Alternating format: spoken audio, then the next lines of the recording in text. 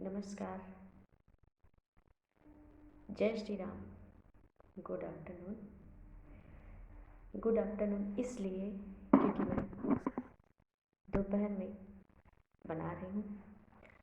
आज मैं आप लोगों को अपनी फ्रेंड की हॉरर आत्मकथा बता रही हूँ, जो मुझे भी बहुत अजीब लगी और मैं समझ नहीं पाई। इसलिए स्किप मत कीजिएगा, मेरी स्टोरी पूरी लास्ट तक देखिएगा, क्योंकि अगर स्किप कर देंगे तो आप समझ नहीं पाएंगे और आप बता नहीं पाएंगे, क्योंकि ये मेरे समझ से भी परे है। तो चलिए शुरू करते हैं। एक मेरी फ्रेंड है, बहुत बेस्ट फ्रेंड है वो मेरी, और हम दोनों साथ में पढ़ते थे। हमने स्कूल कॉलेज सब साथ में किया। फिर मेरी शादी हो गई, उसकी भी शादी हो गई। पहले मेरी शादी हुई, उसकी शादी हुई। हम दोनों अपने घर गृहस्थी में एकदम मगन मस्त हो गए। छोटे छोटे बच्चे हुए, उनको पढ़ाना लिखाना पालना पोसना, जो भी अपना काम था। कभी कभी कॉल में बात हो जाती हमारी उसकी। फिर कुछ साल पहले, यानी लगभग 2 साल पहले, वो मेरे शहर में उसकी गवर्नमेंट जॉब लगी। भगवान को शायद मंजूर था कि हम दोनों फिर से मिले, क्योंकि वो मेरी बहुत बेस्ट फ्रेंड थी, बहुत क्लोज। मतलब हम लोग जो आपस में शेयर करते हैं वो किसी से भी नहीं शेयर करते।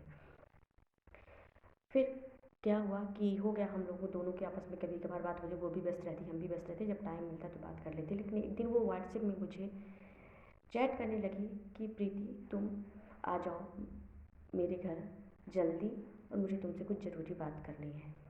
मुझे टाइम तो था नहीं, मैंने कहा इतनी ज़रूरी बात क्या करनी है।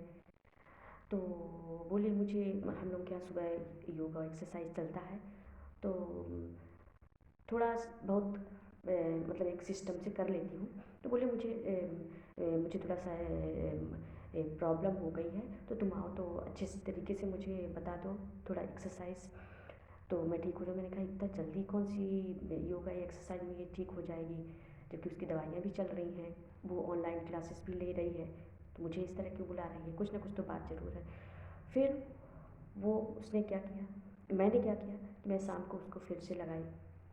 तो उसने बोला कि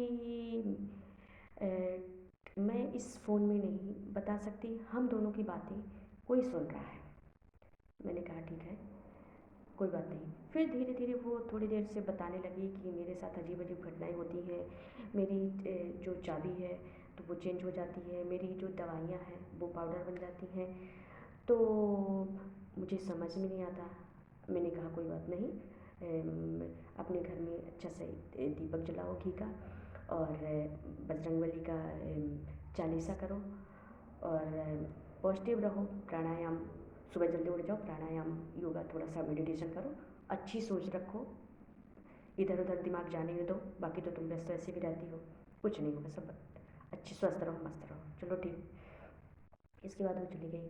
फिर लेकिन मेरे दिमाग में तो बना रहा, लेकिन मेरे हस्बैंड की तबीयत बीच में वो हो गई, तो ख़राब हो गई, तो मैं जा नहीं पाई।